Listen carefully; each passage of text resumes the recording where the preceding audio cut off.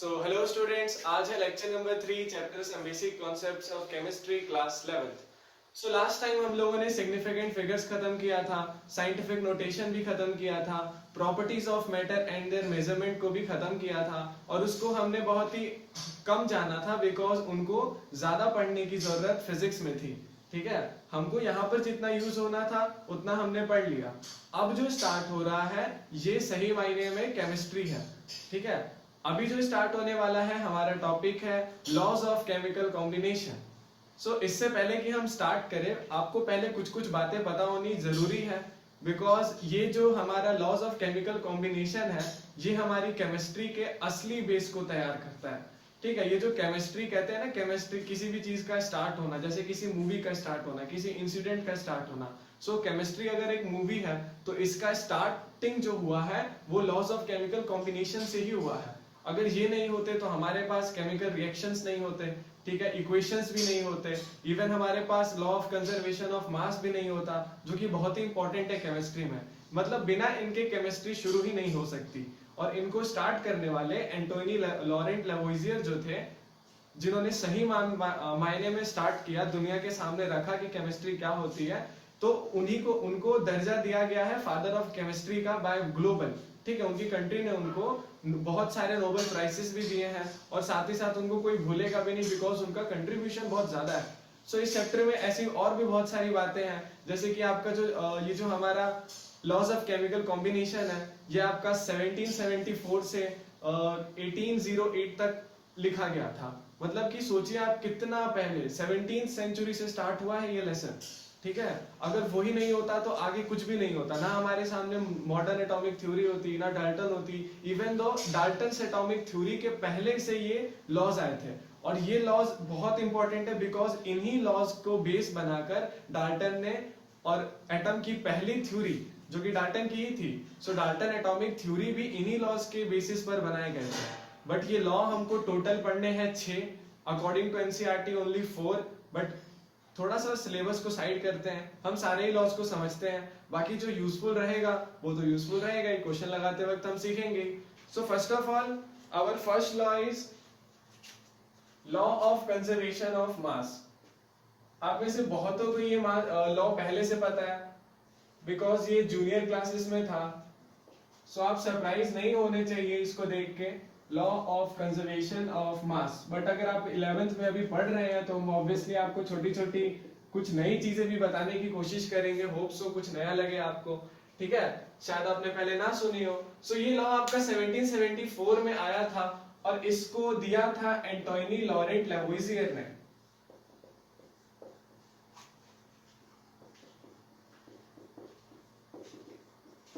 ठीक है, और इन्हीं को कहा जाता है फादर ऑफ केमिस्ट्री, क्योंकि यही जो थे पहले, ऐसा नहीं कहेंगे कि केमिस्ट्री के रचयिता यही हैं, रचयिता नहीं है ये, बट इन्होंने स्टार्ट किया था। ठीक है, कहते हैं ना मूवी का स्टार्टिंग कहते हैं, तो ये जो केमिस्ट्री मूवी है इनको स्टार्ट करने वाले यही थे, इसीलिए इनको बोला जाता है फादर ऑफ केमिस्ट्री। आप में से सब लोग सोच रहे होंगे कि डाल्टन को क्यों नहीं बोला जाता है, उसने एटम को शुरू किया था, शायद सोच रहे होंगे आप, या फिर किसी दूसरे साइंटिस्ट को सोच रहे होंगे। बच्चों, ये डाल्टन से भी पहले के हैं। डाल्टन एटॉमिक थ्योरी तो 1808 में आई थी, एंड इवन उनके पहले 4 लॉज ऑलरेडी डिस्कवर्ड थे। एक 5वां लॉ भी है आपका गेलुसैक्स लॉ, और एक और लॉ है एवोगैड्रो, ये थोड़े बाद में आए, लेकिन जो इनसे पहले ही 4 लॉज आ चुके थे। ठीक है, पहले हम उन 4 लॉज को देखेंगे, जिसमें हमारा पहला लॉ है लॉ ऑफ कंजर्वेशन ऑफ मास। इसमें भी लॉ तो वही रहेगा, लॉ कैसे चेंज हो सकता है क्लास बढ़ने से। शॉर्ट में बोलेंगे कि मास ऑफ रिएक्टेंट जो है किसी भी केमिकल रिएक्शन में, किसी भी केमिकल कॉम्बिनेशन में, mass of reactants is always equal to the mass of products. और इसको हम लोग ऐसे भी डिफाइन कर सकते हैं that mass can neither be created nor be destroyed. Obviously आप में से अब बहुतों को ये भी पता होगा कि E equals to mc square में ये लॉ वैलिड नहीं होता है, वेव में चेंज होते हैं, वेव नेचर ऑफ मैटर होता है। तो बच्चों, अभी वो सब नहीं हमको लगाना है यहाँ पर थ्योरी, अभी हम बस इस चैप्टर के अकॉर्डिंगली पढ़ेंगे। ठीक है, हमको हर चीज यहाँ पर नहीं लगानी है, यहाँ बस जितना दिया हुआ है उतना ही आपको रखना है अपने पास नॉलेज, तभी आपसे क्वेश्चन सॉल्व होंगे। अगर आप उठपटांग करेंगे तो क्वेश्चन सॉल्व नहीं होने वाले। ठीक है, तो अभी आप बस इतना ही दिमाग में रखिए कि law of conservation of mass कहता है कि mass can neither be created nor be destroyed, और else you can say mass of reactants is always equal to the mass of product given by Antoine Lavoisier in 1774, and this is the first law of chemical combination. ठीक है, और आपका second law कहता है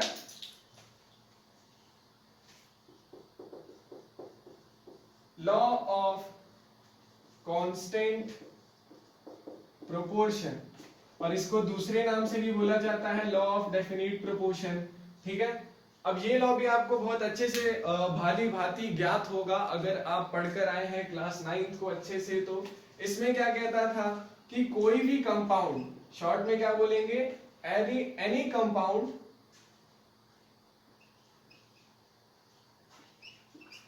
contains elements in a definite proportion by mass।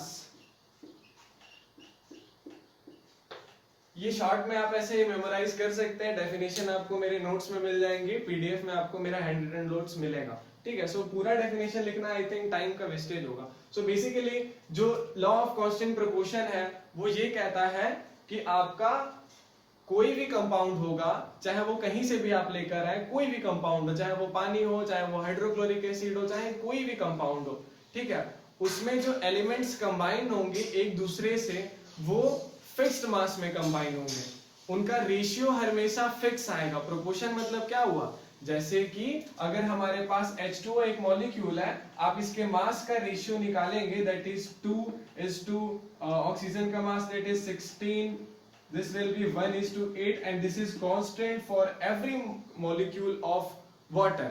यानी कि compound, आप compound के कंस्टिट्यूएंट पार्टिकल्स को निकालेंगे as molecules that is H2O, so उसमें जो ऑक्सीजन और हाइड्रोजन का रेशियो होगा मास का, वो हमेशा प्रोपोर्शनल होगा बाकी सारे H2O मॉलिक्यूल्स के साथ, हर बार आएगा 1:8, 1:8, 1:8।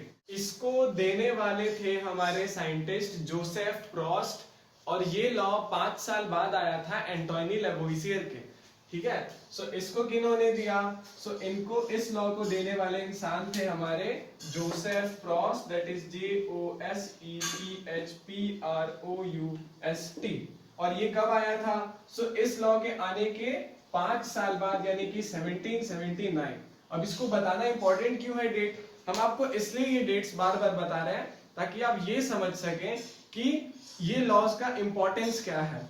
ठीक है, और ये लॉज आपको ना, एक और इंपॉर्टेंट चीज है कि आपको ये सारे लॉज सिंपल लग रहे होंगे। ठीक है, सारे लॉज इतने सिंपल लग रहे होंगे कि आप बोलेंगे ये तो बहुत ही बेसिक सी चीज है, इसको कैसे लॉ हमने मान लिया। ठीक है, जैसे न्यूटन का पहला लॉ, सब फर्स्ट लॉ सभी को बहुत सिंपल लगा था, फिर सेकंड वाला लॉ हमको पता चला हाँ दिस इज यूजफुल, फिर थर्ड लॉ भी उसी तरह से सबको कॉमन लगता है, हाँ इक्वल एंड अपोजिट रिएक्शन तो होता ही है। सो बच्चों ये सब बेस है। ठीक है, ये बहुत सिंपल है, लेकिन फिर भी ये इंपॉर्टेंट है। आज हमें भले सिंपल लग रहा है, बट ये उस समय उतना सिंपल नहीं माना जाता था। ये एक तरह से आज के लिए जैसे हमारे लिए होता है ना रिलेटिविटी, थ्योरी ऑफ रिलेटिविटी जितनी ज्यादा हमारे लिए स्पेशल है, उस टाइम पर, उस सदी में ये सारी थ्योरीज भी इतनी ही इंपॉर्टेंट होती थी। ठीक है, हो सकता है आज से हमारे फ्यूचर जनरेशंस को हमारी थ्योरी ऑफ रिलेटिविटी बहुत ही ज्यादा सिंपल लगे, जैसे हमको नहीं लगती, समझ भी नहीं आती, हम लोग को बहुत डिफिकल्ट लगती है। श्रोडिंगर वेव इक्वेशन हमको डिफिकल्ट लगता है, क्वांटम मैकेनिक्स डिफिकल्ट लगती है। सो यही है, सदियों की वजह से ना चीजें धीरे धीरे सिंपल होती गई। और अब देखिए बच्चों, एक और इंपॉर्टेंट चीज, हम यहाँ पर आपको सीधा H2O मॉलिक्यूल लिखकर सीधा सीधा उनका रेशियो दिखा दिया। ठीक है, बट ये रेशियो जो है ना, ये रेशियो साइंटिस्ट को नहीं मालूम था। आपको ताज्जुब होगा कि आप, हमको पता है आपने क्लास 10 में भी ऐसे ही एग्जांपल्स लेकर के पढ़े होंगे इन सारे लॉज को, बट द थिंग इज कि उस टाइम पे इतने सारे, मतलब हमारे पास इतने ज्यादा रिसोर्सेस नहीं थे कि हम हाइड्रोजन का सिंबल जान सके कि हाँ हाइड्रोजन H होता है। अरे उस समय तो एटम भी कंफर्म नहीं था कि एटम होता कैसा है, दिखता कैसा है। लोगों को ये भी नहीं पता था कि एटम और मॉलिक्यूल में डिफरेंस क्या है। ठीक है, एलिमेंट भी ठीक से लोग नहीं यूज कर पाते थे। ये तो हमने अपने हिसाब से इन थ्योरीज को मॉडिफाई कर दिया, तब हमको सिंपल लग रहा है, वरना उनके सामने तो सिंबल्स ही नहीं थे। हाइड्रोजन को कैसे रिप्रेजेंट करेंगे, ठीक है, उनकी वैलेंसी, वैलेंस इलेक्ट्रॉन, ये सब कुछ नहीं मालूम था उनको, बट फिर भी उन लोगों ने कह दिया ये एक तरह से बिना पढ़ाई के एग्जाम में टॉप करने के बराबर है। ठीक है, आपको बुक का नाम भी नहीं पता और आप एग्जाम देने जाते हैं और टॉप कर जाते हैं, ऐसा हो गया। जैसे अभी आप इस लॉ को सिंपल क्यों कह पा रहे हैं, बिकॉज आपके पास बहुत ही सिंपल सा एक वे है इसको डिस्क्राइब करने का, दैट इज H2O। आप बोल सकते हैं कि हाइड्रोजन का मास 2 होता है, O का 16, बट द फैक्ट इज कि ये आपको कैसे पता है कि हाइड्रोजन का मास 2 ही होता है। 2 है, अगर डाई हाइड्रोजन है तो मास 2 है, सिंगल ऑक्सीजन मॉलिक्यूल है, सिंगल एटम ऑफ ऑक्सीजन है तो उसका मास 16 है। ये सब कैसे पता हमको, बिकॉज हमने पीरियोडिक टेबल में देखा, इसलिए हमको पता चला, जो कि ऑब्वियसली बड़े बड़े साइंटिस्ट ने कैलकुलेट करके हमको दिया, वरना हम तो एक हमको लगता है हम लोग एक मॉलिक्यूल के मास को भी नहीं कैलकुलेट कर सकते। सो उस टाइम के लिए ये सब थ्योरीज बहुत बड़ी होती थी, जो आज हमें सिंपल लग रही है बिकॉज ऑफ द इवोल्यूशन। जो इवोल्यूशन हुआ, हमारे सामने इतनी सारी थ्योरीज आई। ठीक है, so this is our second law of chemical combination. And similarly third law is also well known by you. आप सभी आई थिंक जानते होंगे, कभी न कभी जरूर सुना होगा।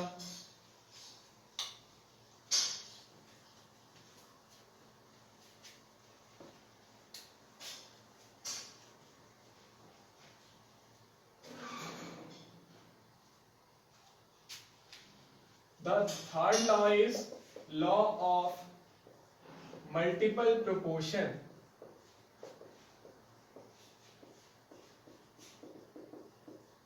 और बच्चों देखिए, ये लॉ जो देने वाले थे वो खुद डाल्टन थे।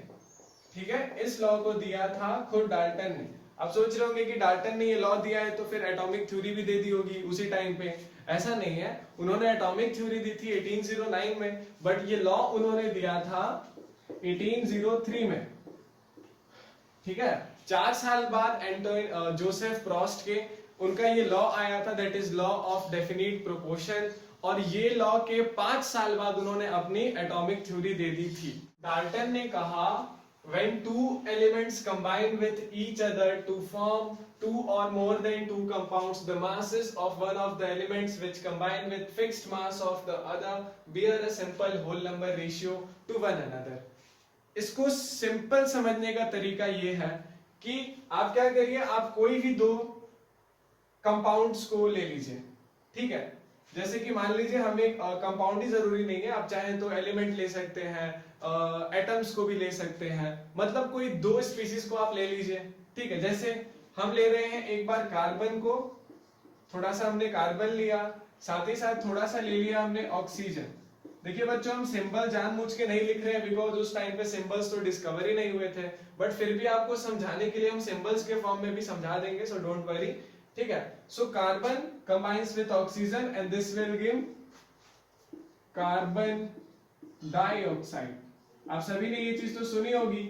ठीक है, सो उनका कहना था ना कि किसी एक केमिकल रिएक्शन में आप किसी एक स्पीसीज के मास को फिक्स कर दीजिए और फिर उसको दूसरे वाले स्पीसीज के साथ कंबाइन करवाइए, वो भी अलग अलग मासेस में। इन शॉर्ट, आपको क्या करना है, जैसे ये तो एक रिएक्शन हुआ, आपको ऐसे ऐसे बहुत सारे रिएक्शंस करवाने। जैसे हम 3 इक्वेशंस, 2 और रिएक्शंस करवाएंगे, जिसमें कंडीशन है पहला कि फर्स्ट एलिमेंट का, फर्स्ट ही क्यों, किसी भी एक एलिमेंट का मास आपको क्या करना है, फिक्स करना है। जैसे मान लीजिए हम यहाँ पर भी सिंगल सी था, यहाँ पर आपका O2 था और यहाँ हमारा कंपाउंड CO2 था। ठीक है, हम क्या कह रहे हैं, किसी एक का मास आप फिक्स करिए। सपोज हम कार्बन का मास को फिक्स कर रहे हैं, दूसरे केस में भी, तीसरे केस में भी। अब इसको हम रिएक्ट करवाएंगे ऑक्सीजन के अलग अलग मासेस के साथ। सो अलग अलग मासेस, जैसे एक बार ले लेते हैं हम लोग single O, that will form what, carbon monoxide. उसी तरह से एक बार और इसका हम मास करते हैं चेंज, हम बनाते हैं O3 के साथ रिएक्ट करवाते हैं, सो ये फॉर्म करेगा CO3।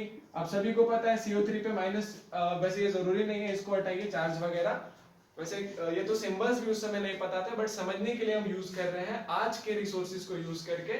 ठीक है, बट उन्होंने कभी भी इस तरह से नहीं सोचा होगा, हम आपको पहले जस्टिफाई कर रहे हैं। ठीक है, बट हम समझने के लिए अपने रिसोर्सेज को यूज कर सकते हैं। ठीक है, क्योंकि परिवर्तन ही तो जीवन का, समझ लेना, परिवर्तन इंपॉर्टेंट होता है। ठीक है, सो क्या हो रहा है बच्चों, पहले O2 था, सो आपका कंपाउंड बना CO2, फिर आपने कंबाइन किया O के साथ, so CO, and if O3 then CO3। हर बार क्या देखने वाली चीज थी कि जो फर्स्ट एलिमेंट है उसका मास हमने क्या किया है, फिक्स किया है, और दूसरे वाले मास जो है वो डिफरेंट मासेस में कंबाइन हो रहा है।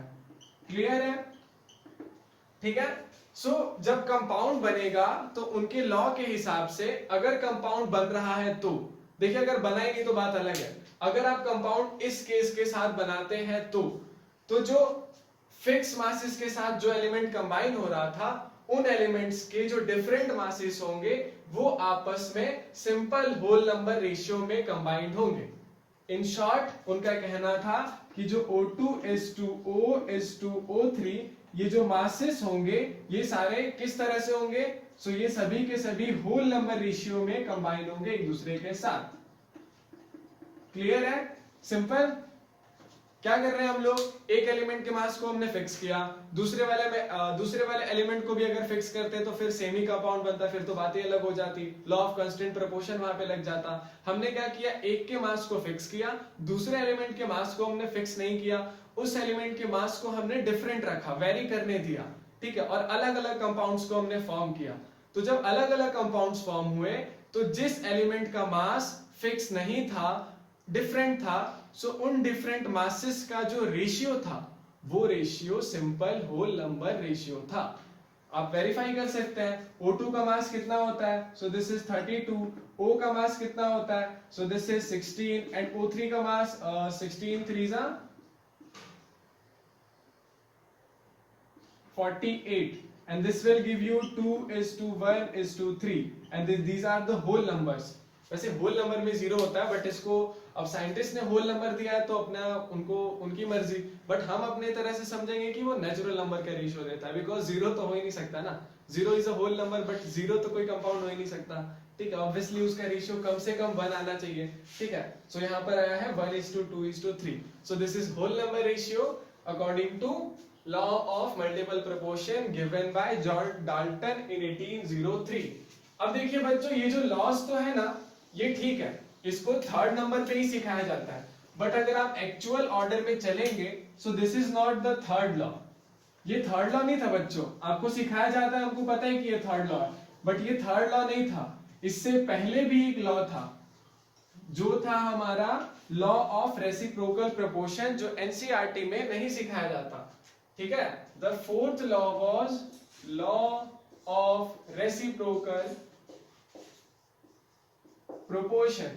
देखिए बच्चों, डेट्स बताने का यही इंपॉर्टेंस था मेरा, एक ये भी मकसद था कि जब आप डेट्स याद नहीं करना है, इंपॉर्टेंट नहीं है, बट कहते हैं ना कि अपना थ्योरी तो तैयार करिए आप, ठीक है, बेस तो बनाइए अच्छा, ताकि नॉलेज हो कि भैया केमिस्ट्री आ कहां से रही है। माना कि एसएसटी नहीं है, बट फिर भी हमें जानना होता है ना थोड़ी सारी चीजें, जो पूर्वज है हमारे उनके बारे में थोड़ा तो हम जाने, थोड़ी तो रिस्पेक्ट करें, ठीक है, इतना कुछ दिया है उन्होंने हमें।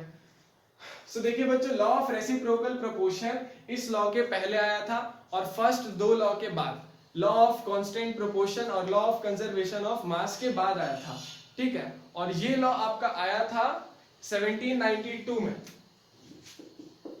और इस लॉ को देने वाले इंसान थे रिचर, ठीक है। और ये लॉ एक्चुअली में आपका काफी कॉम्प्लिकेटेड होता है, इसको वर्ड्स में भी हम लिख देंगे।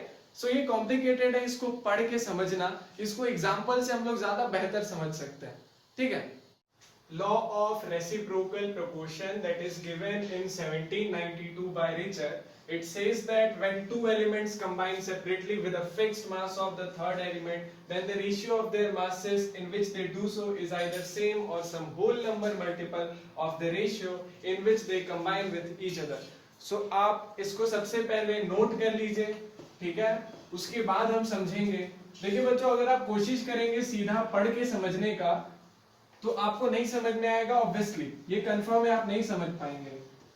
सो इसको समझने से पहले हम लोग एक एग्जाम्पल देखेंगे, ठीक है, जहां पर ये केस अप्लाई होता है, और फिर उसके एप्लीकेशन को देख के थ्योरी को समझेंगे। ये थोड़ा अलग है आपकी बात, पहले एप्लीकेशन देखेंगे फिर थ्योरी देखेंगे। पहले हम लोग पहले थ्योरी देखते थे, फिर थ्योरी का एप्लीकेशन, बट ये थोड़ा सा कॉम्प्लिकेटेड है, सीधा थ्योरी समझा पाना बहुत मुश्किल होता है, और समझना तो और भी ज्यादा मुश्किल होता है, ठीक है। सो इसके लिए बच्चों हम कंपाउंड लेने वाले हैं 3, समझिएगा, ऐसे 3 कंपाउंड जो लोग आपस में रिएक्ट कर सकते हैं, ठीक है।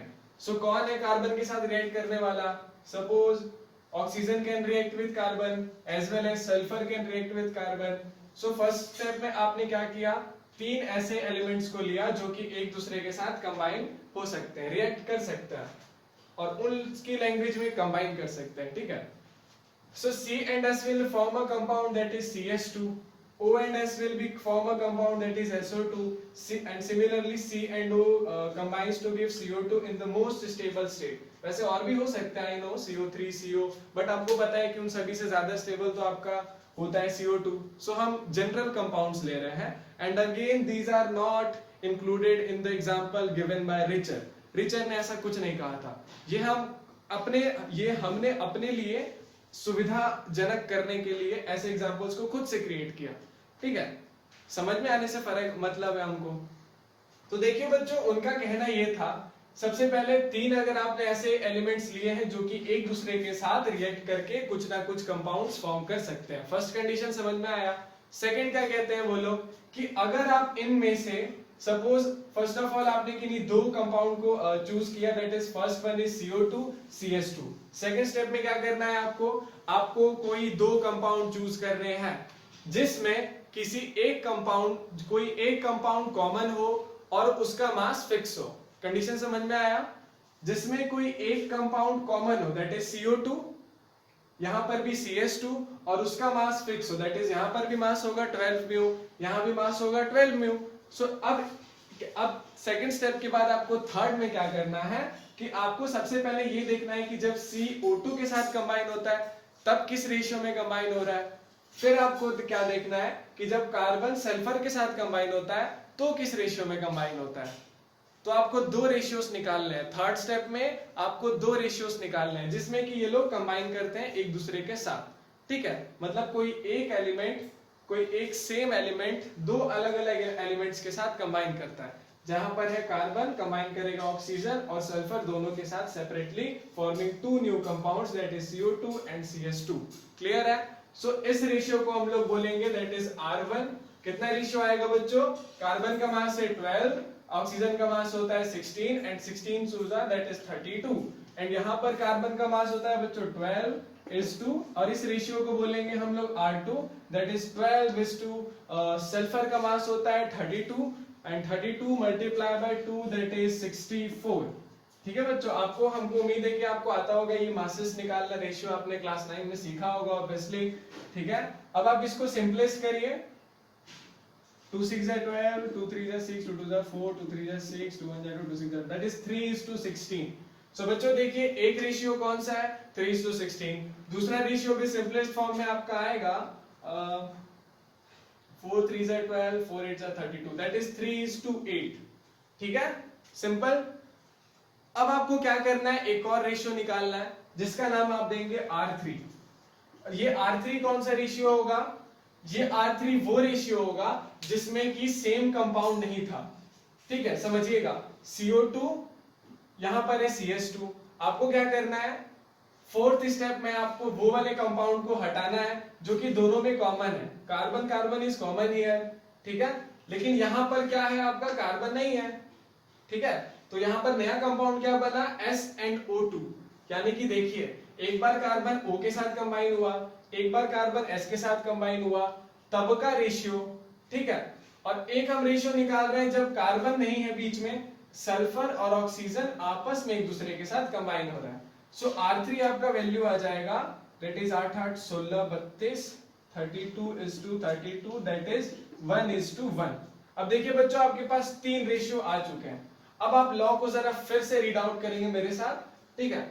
So your law is when two elements combine separately with a fixed mass of the third element. चलिए यहां पर अप्लाई करते हैं। जब दो एलिमेंट्स कंबाइन करते हैं separately with the fixed mass of third element, अब आप आइडेंटिफाई कर पा रहे हैं दो एलिमेंट सेपरेटली कंबाइन होने वाले कौन है? सो ये और ये कौन से कंपाउंड है जो कि सेपरेटली कंबाइन कर रहे हैं?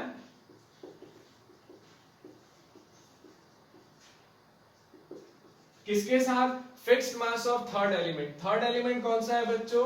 सो this is third element that is carbon having fixed mass. जैसा कि हम पहले बोले थे आपको कंडीशन, रूल नंबर 1 ही ये था कि किसी एक कंपाउंड के मास को फिक्स करना है जो कि किन्हीं दो अलग अलग कंपाउंड्स के साथ रिएक्ट करेगा।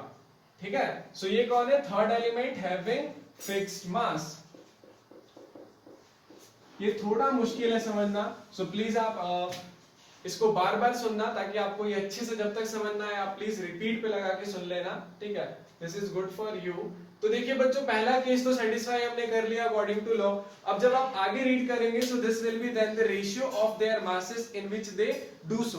तो ठीक है, किन रेशियो में वो लोग ये कर रहे थे? सो पहला जो रेशियो है हमारा वो है 3:8 एंड 3:16। ठीक है, किन रेशियो में कर रहे हैं वो लोग ऐसा? 3:8 और 3:16 में। ठीक है, ये तो इनका सेपरेट रेशियो हुआ। अब ये लोग का आपस में कौन सा रेशियो होगा? मतलब अकॉर्डिंग टू लॉ देखिए बच्चों, ये दो अलग अलग रेशियोज का बात नहीं हो रहा है। ठीक है, कहा जा रहा है कि जो CO2 और CS2 है इसका ओवरऑल रेशियो कितना होगा। ठीक है, कितना होगा? तो आप देख सकते हैं यहाँ पर CO2 है, यहाँ CS2 है, इसका रेशियो होता है 3:8, इसका रेशियो होता है 3:16। सो आप कैसे निकालेंगे? CO2 की जगह लिखेंगे हम लोग, CO2 वाले की जगह 3:8 एंड CS2 की जगह लिखेंगे हम लोग 3:16 अकॉर्डिंग टू लॉ।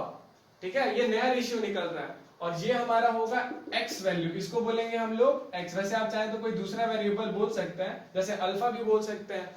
ठीक है, सो जो अल्फा आएगा वो कितना आ रहा है आपका? This is 16 actually. ठीक है, सो ये वैल्यू आपका आएगा कैंसिल होके, दैट इज 2/1। ठीक है, यानी कि 2:1।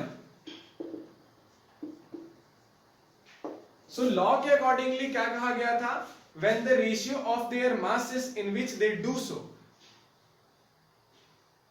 जिसमें वो लोग ये रेशियो, जिस रेशियो में वो लोग कंबाइन होते हैं एक दूसरे के साथ, वो है आपका 2:1।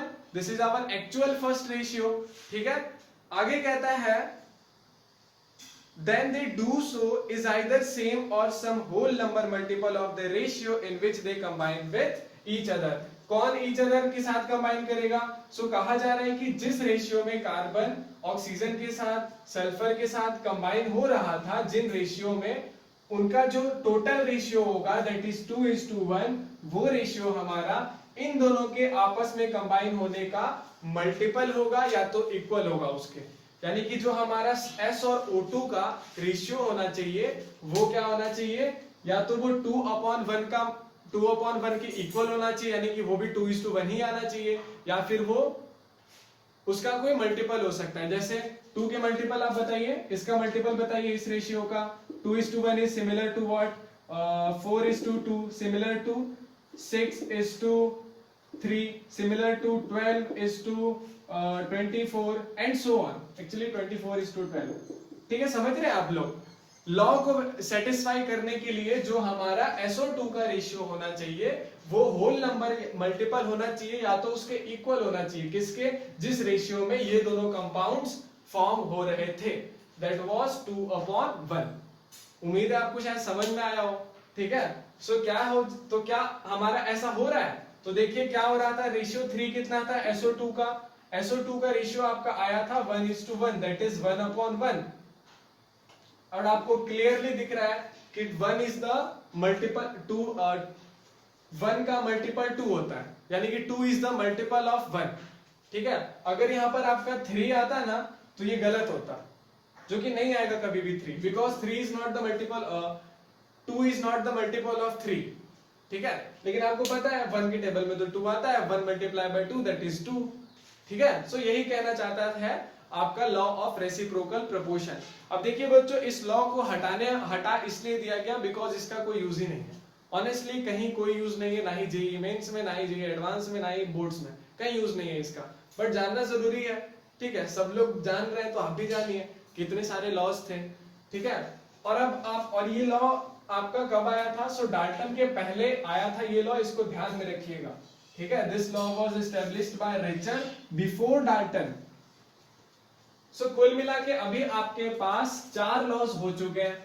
3 लॉ थे आपके एनसीईआरटी के बेस पर, और एक लॉ आपका एक्सेप्शनल था, ऑप्शनल बोलेंगे उसको एक्चुअली, जो कि हटा दिया गया है हमारे लेटेस्ट सिलेबस से, और थोड़ा कॉम्प्लिकेटेड भी था। लास्ट लॉ है बच्चों हमारा Gay-Lussac's law of combining volumes.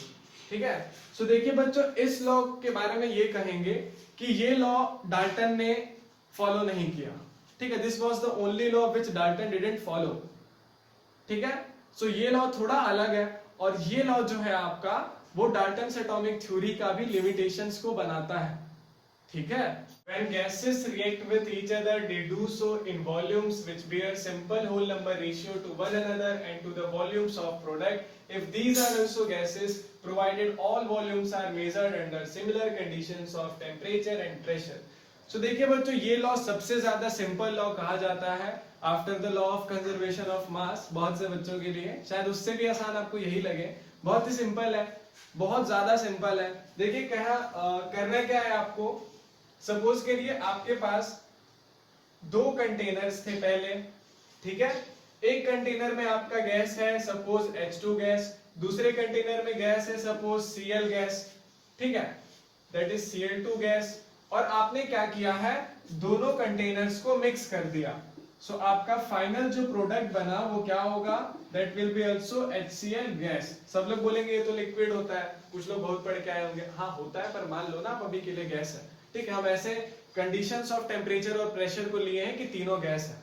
सब फर्स्ट ऑफ ऑल क्या किया हमने, दो गैसेस को लिया, ऐसे दो गैसेस जो कि रिएक्ट करने के बाद भी जो प्रोडक्ट बनाएंगे वो भी हमारे गैसेस होंगे। फर्स्ट कंडीशन हो गया। अब देखिए गैसेस ही हो प्रोडक्ट, ये जरूरी तो नहीं है, तो उसके लिए हमने क्या किया कि इसको किसी एक स्टैंडर्ड टेम्परेचर और प्रेशर पे हमने ले लिया, ठीक है। सब अभी आप एसटीपी नहीं सीखे हैं, सीखेंगे, घबराइए मत। सो एसटीपी मतलब हुआ सिंपली कि किसी हमने एक मतलब टेम्परेचर और प्रेशर को फिक्स कर दिया है, और उतना फिक्स किया है कि हमारा जो हम desired change, desired chemical reaction करवाना चाहते हैं वो हमारे डिजायर के अकॉर्डिंगली हो, ठीक है। हम जैसा करवाना चाहते हैं वैसे करवाएंगे। तो बेसिकली क्या किया हमने, H2 और Cl2 गैस को कंबाइन करवाया, और फिर हमने ऑब्जर्व किया कि 2 molecules of HCl gases were forming, ठीक है।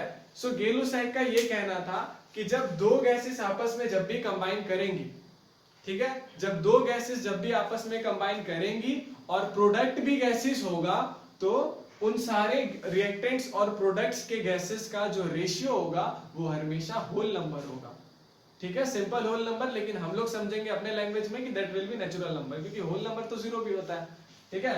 सो क्या होगा बच्चों, ये रेशियो आपको साफ दिख रहा है यहाँ पर कि हाइड्रोजन का वॉल्यूम कितना है। अब देखिए वन वॉल्यूम किसका है, हाइड्रोजन का, डाइहाइड्रोजन दिख तो नहीं रहा है बट मान लीजिए ना वन ही वॉल्यूम है। ये कितना है, वन वॉल्यूम। ये कितना है, 2 लगा है ना, सो 2 वॉल्यूम। आप रेशियो निकाल लीजिए इसका, 1:1:2। ऑब्वियसली आप वैसे भी देखेंगे तो H2 गैस Cl2 गैस जब कंबाइन होंगे तो ये लोग तो HCl बनाएंगे, ठीक है। बैलेंस करने के लिए ऑटोमेटिकली 2 टाइम्स HCl बनेगा। तो जब एक हाइड्रोजन और एक क्लोरीन एटम के मिलने से, ठीक है, 2 HCl के मॉलिक्यूल्स बनते हैं, तो एक वॉल्यूम हाइड्रोजन और एक वॉल्यूम क्लोरीन के मिलने से कितना वॉल्यूम बनेगा HCl गैस का, ऑब्वियसली 2 ही बनेगा अकॉर्डिंग टू यूनिटरी मेथड, ठीक है। So this was the very simplest law of gaseous volumes illustrated by Gay Lussac. और ईयर का कुछ फिक्स नहीं है कब दिया था, but obviously Dalton atomic theory के बाद ही आया होगा, तभी तो डाल्टन एटॉमिक थ्योरी जो थी वो इस लॉ पे फेल हो गई थी, ठीक है। So our next topic will be Dalton's atomic theory. These are the main points of Dalton's atomic theory. देखिए होंगे बहुत सारे आपके बुक में, और भी बहुत सारे होंगे आई नो, बट जो मेन है वो यही है, ठीक है। सो चलिए बच्चों डिस्कस करते हैं one by one. So first one is atom is made up of extremely small indivisible particles that is known as atoms. अब आपको थोड़ा सा एटम का इतिहास बता दे थोड़ा बहुत, कि जो बच्चों एटम को सबसे पहले बताने वाले थे महर्षि कन्नड़, उनके बाद बताने वाले थे हमारे बर्जीलियस, नाम अलग अलग था। महर्षि कन्नड़ ने उसको परमाणु और अणु बताया था एटम मॉलिक्यूल को, और बर्जीलियस ने बताया था एटम को एटमॉस करके। फिर डाल्टन आए तो बोले नहीं भैया एटम ही रखिए आप, एटम इज मोर कन्वीनियंट, ठीक है। फिर एवोगैड्रो आए तो वो मॉलिक्यूल बोलने लगे। तो मतलब ऐसे धीरे धीरे चला एटम का, बहुत पहले से चला हुआ आ रहा है BC से, ठीक है। एटम सबको मतलब पता था कि कोई चीज तो होती है, और लोग बोलते थे कि एटम का मतलब होगा जो कि हर मैटर को बनाता है, ठीक है। हर मैटर जिस चीज से बना है वही होगा हमारा एटम, और एटम से छोटा कोई चीज दुनिया में है नहीं, और atom is indestructible as well as indivisible. So these are some characteristics stated by every scientist whoever gave you the definition of atom. सब में ये बातें आपको जरूर सुनने को मिलेगी, except for the modern atomic theory and ये जे थॉमसन वगैरह लोग हो गए, आर ए मिलिकन हो गए, ये लोग थोड़े ज्यादा एडवांस्ड है, डाल्टन नहीं, नील बोर, ठीक है। सो ये लोग का बात अलग है, बट अभी तो हम बहुत पहले जी रहे हैं ना, अभी मतलब बाबा आजम के जमाने के भी पहले हम लोग जी रहे हैं, ठीक है, 1700 कुछ में। अभी तो 18वीं शताब्दी की शुरुआत हुई, आज से लगभग 220 साल पहले, ठीक है। सो उस टाइम के लिए बहुत बड़ी बड़ी चीजें हैं। सो फर्स्ट वाला आपको बहुत क्लियर हो गया होगा आई थिंक, कि बहुत ही मैटर जो है वो बहुत छोटे पार्टिकल से जुड़ के मिला हुआ है और वो इनडिविजिबल है, साथ ही साथ आप कह सकते हैं कि इनडिस्ट्रक्टिबल है, ठीक है। सो बेसिकली एटम जो है वो सबसे छोटा पार्टिकल है मैटर का। सेकंड वाला है atoms of some same element are identical, ठीक है, identical in shape, identical in size, identical in mass, ठीक है। कहने का मतलब है कि आपका अगर आपके पास एक एलिमेंट है, एलिमेंट सभी को पता है क्या होता है, एक्चुअली एलिमेंट की जगह यहाँ लिखना चाहिए था सब्सटेंस। उस समय लोग एलिमेंट को एज एलिमेंट नहीं यूज करते थे, उस समय सब्सटेंस ही चलता था। बुक में आपको तो कुछ भी लिख देते हैं लोग, कुछ भी नहीं, अकॉर्डिंग टू वो लिखते हैं अपने, लेकिन एक्चुअली में उस समय पे एलिमेंट वर्ड डिस्कवरी नहीं हुआ था, ठीक है। उस समय बस मैटर को मैटर की तरह ट्रीट किया जाता था, और आप मानोगे नहीं मैटर को ना कुछ हद तक सब्सटेंस की तरह ही ट्रीट किया जाता था, ठीक है। सो उस समय पे क्या था कि जो एटम्स होंगे सेम सब्सटेंस के, ध्यान से सुनिएगा, आप सब्सटेंस को एलिमेंट ही रखिए दिमाग में, उनके हिसाब से अभी क्या चल रहा है, एलिमेंट चल रहा है, ठीक है। सो जो एटम्स होंगे सेम सब्सटेंस के, उनकी प्रॉपर्टीज सेम होंगी। सपोज आपके पास एक शीट है, सपोज सोडियम की शीट है, ठीक है, सोडियम Na मेटल है, तो बच्चों आपको पता है कि वो मैलिएबल है, that can be beaten by hammer and drawn into thin sheets, ठीक है।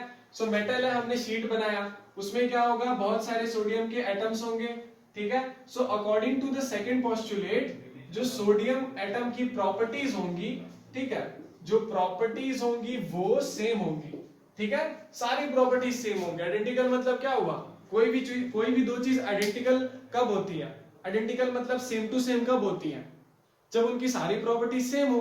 अब बोलते हैं ना कि जैसे कि these are the two identical markers, suppose, ठीक है, हालांकि मान लीजिए नया होता तो ये भी ऐसा ही दिखता, but suppose these are the two identical markers. तो आइडेंटिकल कहने का क्या मतलब हुआ, जैसा ये है वैसा ये है, इसमें जितना इंक उतना ही इसमें भी इंक। अगर नया है तो हमको पता अभी नहीं है कि नया है या पुराना है, ठीक है। सो जो प्रॉपर्टीज इसकी हो वही प्रॉपर्टी अगर इसकी हो तो हम कह सकते हैं कि ये दोनों जो मैटर है हमारे वो आइडेंटिकल है, ठीक है। सो इसी तरह से उन्होंने कहा कि एटम्स सेम एलिमेंट के आइडेंटिकल होते हैं, उनकी सारी प्रॉपर्टीज सेम होंगी। और थर्ड वाला जो पोस्टुलेट है लिखा हुआ, वो क्या कहता है, atoms of different element are different. That means कि अगर आपने एलिमेंट ही बदल दिया, मतलब अगर आपने सब्सटेंस ही बदल दिया, सेम सब्सटेंस, तो सेम सब्सटेंस नहीं रहेगा, डिफरेंट सब्सटेंस रहेगा। सपोज एक मार्कर सब्सटेंस है और दूसरा सब्सटेंस आपका आयरन है, एक मेटल है, एक नॉन मेटल है, तो अगर आप दो अलग अलग मैटर को लेंगे, सो उन दोनों मैटर के जो एटम्स की प्रॉपर्टी होगी वो डिफरेंट होगी।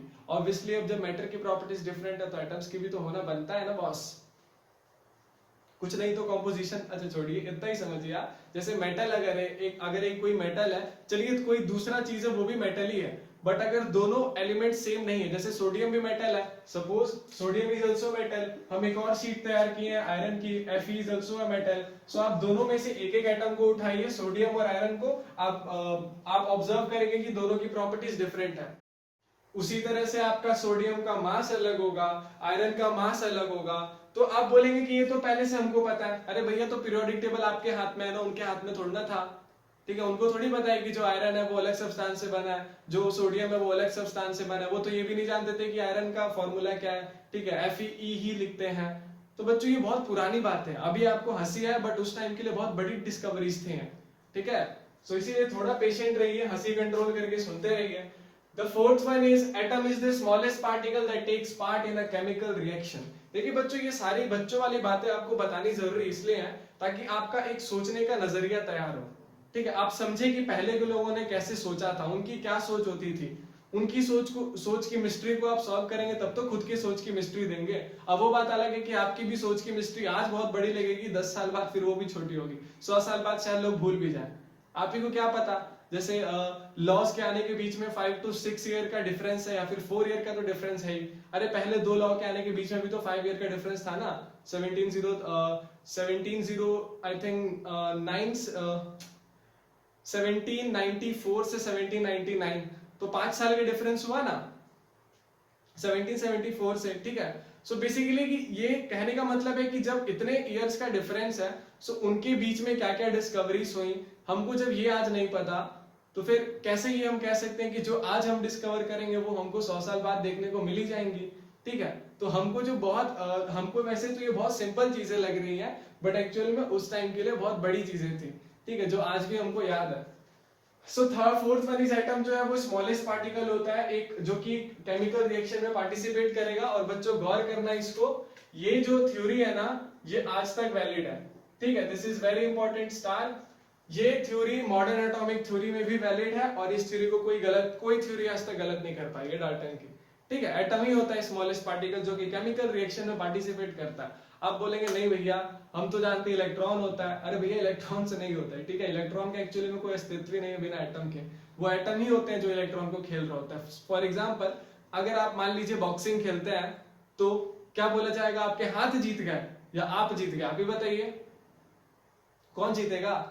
आप एथलेटिक्स खेलते हैं, आप दौड़ के जीते तो आपके पैर जीते कि आप जीते, अरे ऑब्वियसली आप ही जीतोगे ना। So atom is the smallest particle which takes part in a chemical combination, ठीक है। सो और वैसे भी एटम के दो नेचर होते हैं, कभी कभी वो वेव होता है, कभी कभी वो पार्टिकल होता है, वो आप नेक्स्ट चैप्टर में और डिटेल में समझेंगे, खुद ही कहेंगे कि भैया हाँ इलेक्ट्रॉन तो ऐसे ही है, electron is temporary, atom is permanent, ठीक है।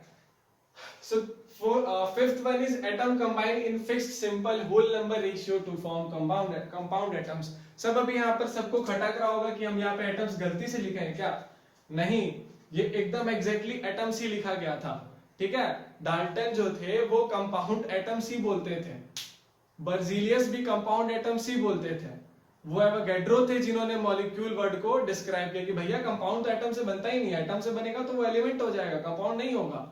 तो ये बताने वाले हमारे एवोगैड्रो है, वो बहुत बाद में आएंगे, वो हमारा लास्ट लॉ है एवोगैड्रोस लॉ, एक्चुअली बहुत बाद में आएंगे, सदी के हिसाब से बाद में आएंगे, बट हमारे अगला टॉपिक ही है एवोगैड्रो लॉ, ठीक है। सो तब तक के लिए यही उन्होंने यही कहा था कि जो कंपाउंड, आप ऐसे समझिए कि एटम्स नहीं है यहाँ पे मॉलिक्यूल है, ठीक है। वो उनको पता नहीं था कि एटम्स नहीं यहाँ यूज करना चाहिए, यहाँ यूज करना चाहिए था मॉलिक्यूल, ठीक है। सो बेसिकली क्या है आपका फिफ्थ कि atoms combine in fixed simple whole number ratio to form molecule. और अब आप रिलेट कर सकते हैं, रिलेट भी कर लीजिए, ये कौन से लॉ से निकल रहा है आपका, सारे लॉ का निचोड़ निकाले यही निकलेगा, जितने भी प्रोपोर्शंस वाले थे, चाहे वो डेफिनिट प्रोपोर्शन हो, चाहे वो कांस्टेंट प्रोपोर्शन हो, चाहे वो लॉ ऑफ रेसिप्रोकल प्रोपोर्शन हो, ठीक है, सारे लॉ का यही तो निचोड़ है ना।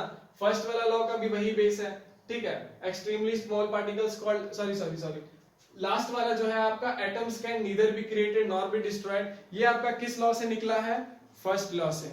इसीलिए कहा जाता है कि डाल्टन्स एटॉमिक थ्योरी का जो बेसिस है वो बेसिस आपका तैयार हुआ है लॉ ऑफ केमिकल कॉम्बिनेशन से, and this was my main motto to tell you the importance of laws of chemical combination. इसीलिए हम आपको बताना चाहते थे डेट्स वगैरह, साइंटिस्ट के नाम, ताकि आप ये समझ सके कि डाल्टन्स एटॉमिक थ्योरी बनी कैसे। सो उम्मीद है अभी तक आपको समझ में आई होगी कैसे बनी वो थ्योरीज, डाल्टन ने कैसे निष्कर्ष पे पहुंचा, ठीक है। अब थोड़े बहुत लिमिटेशंस देख लेते हैं डाल्टन के, ठीक है। आधे तो आपको पहले से पता होंगे और थोड़े से हो सकता है नए नए आपको पता चले, बट आप सरप्राइज नहीं होंगे, सारे ही बहुत सिंपल है। तो लिमिटेशंस ये 4 है आपके डाल्टन्स एटॉमिक थ्योरी के। आप सोच रहे होंगे ये 4 तो बहुत कम है, हम तो बचपन में बहुत सारे पढ़े थे, ठीक है। तो आप जरा ध्यान से पढ़िए, आपका पढ़ा हुआ बचपन का शायद ही होंगे जो मैच कर रहे होंगे बचपन वाली बुक से, ठीक है। अगर आप बहुत डिटेल पढ़े हैं तो ऑब्वियसली तब तो मैच करेगा ही, but I don't think so कि उस समय पे पढ़ना इतना इंपॉर्टेंट था, ठीक है। उस समय कम ही पढ़ना चाहिए था, पढ़ के भी कुछ खास आपको बेनिफिट हुआ नहीं होगा, एक्सेप्ट अभी आपको बहुत ज्यादा पता होगा, पर अच्छी बात है, ठीक है। So according to class 10th की जो होने चाहिए थे लिमिटेशंस छोटे मोटे, वो थोड़ा सा रिवाइज करा था। तो जैसे कि उन्होंने कहा था कि मतलब उन्होंने आइसोटोप्स को नहीं जस्टिफाई किया, कुल मिला के आइसोबार्स को भी जस्टिफाई नहीं किया, आइसोटोन्स को नहीं किया, और भी आप बोल सकते हैं कि एटम इज डिस्ट्रक्टिबल भी होता है, ठीक है। सो ऐसे आप बहुत ही सारे लिमिटेशंस बचपन में छोटे मोटे तो पढ़ चुके हैं। अब असली वाले देखिए कौन से हैं। First one is fail to explain Gay Lussac's law, and I think ये तो नहीं पढ़ा होगा, 10th में था ही नहीं तो कहां से पढ़ोगे। और हम आपको शुरू में ही बता दिए थे कि गै-लुसाक्स लॉ बहुत बाद में आया था, तो कैसे करते बेचारे एक्सप्लेन, ठीक है। तो उन्होंने तो गैसेस की बात ही नहीं की, पूरे के पूरे डाल्टन से एटॉमिक थ्योरी में आपको गैसेस के ऊपर एक पोस्टुलेट नहीं मिलेगा, तो वो गै-लुसाक्स लॉ को तो गै-लुसाक्स लॉ को तो जस्टिफाई करने में पूरी तरह से फेल हो गए थे, ठीक है। First one is this and second one is fail to explain the structure of atom. Obviously आपको पता है कि एटॉमिक स्ट्रक्चर तो पूरा एक चैप्टर ही बना हुआ है, ठीक है। जे थॉमसन आए, रदरफोर्ड आए, नील बोर आए, श्रोडिंगर वगैरह लोग आए, फिर जाके बोर्स मॉडल आया, फिर जाके आपका quantum mechanical model of atom आया, इतने सारे थ्योरीज लिखती चली गई, ठीक है। सो वो डाल्टन तो करने से रहे, सो ये भी उनका लिमिटेशन था कि वो स्ट्रक्चर ऑफ एटम को नहीं समझा पाए। Third one is fail to explain why and how atoms combine to form compounds और मॉलिक्यूल। अब आप सोच रहे होंगे कि हम यहाँ पे कंपाउंड भी लिखे हैं और मॉलिक्यूल भी लिखे हैं, और वो तो उन्हें पता ही नहीं था क्या होता है। तो अरे ये हम अपनी ओर से बोल रहे हैं, हमारा क्या, देखिए वो तो बताया नहीं ना कि कंपाउंड क्या होगा, मॉलिक्यूल क्या होगा, डिस्टिंक्शन तो बताया ही नहीं। फोर्थ वाला पोस्टुलेट देखिए, वो difference between atoms and molecule तो बता ही नहीं पाए थे, ठीक है। सो ऑब्वियसली जब वो यही नहीं बता पाए कि एटम और मॉलिक्यूल होता है, तो वो ये कैसे बता पाते कि एटम्स और मॉलिक्यूल से कंपाउंड या फिर मॉलिक्यूल बनता ही कैसे है, ठीक है। जब आप यही नहीं बता सकते कि आप जब आप दूध में चीनी डालना ही नहीं जानते, तो आप कैसे बता सकते हैं कि चीनी डालने के बाद दूध मीठा होता है, चाय मीठी होती है, कोई भी चीज हो, ठीक है। अगर आपने कोई चीज को किया ही नहीं, तो आप कैसे जानेंगे कि उसको करने के बाद क्या होता है या उसके करने का प्रोसेस क्या होता है। सो थर्ड और फोर्थ वाले रिलेटिव टर्म्स है कि फर्स्ट वाले में ये है कि थर्ड वाले में ये है कि उन्होंने ये नहीं बताया कि एटम्स कंबाइन होकर के किस तरह से मॉलिक्यूल या फिर कंपाउंड बना पाएंगे, क्योंकि उनके लिए तो कंपाउंड मॉलिक्यूल सब एक समान, एक्चुअली में मॉलिक्यूल उनको पता ही नहीं था, ठीक है। सो उन्होंने ये नहीं बताया, और दूसरा ये नहीं बताया फोर्थ वाला कि एटम्स और मॉलिक्यूल्स के बीच में डिफरेंस होता ही क्या है। So our next lecture will be Avogadro's law, और मॉडर्न एटॉमिक थ्योरी भी हम लोग तभी पढ़ेंगे, ठीक है। सो आज के लिए बस इतना ही। So take care, good bye.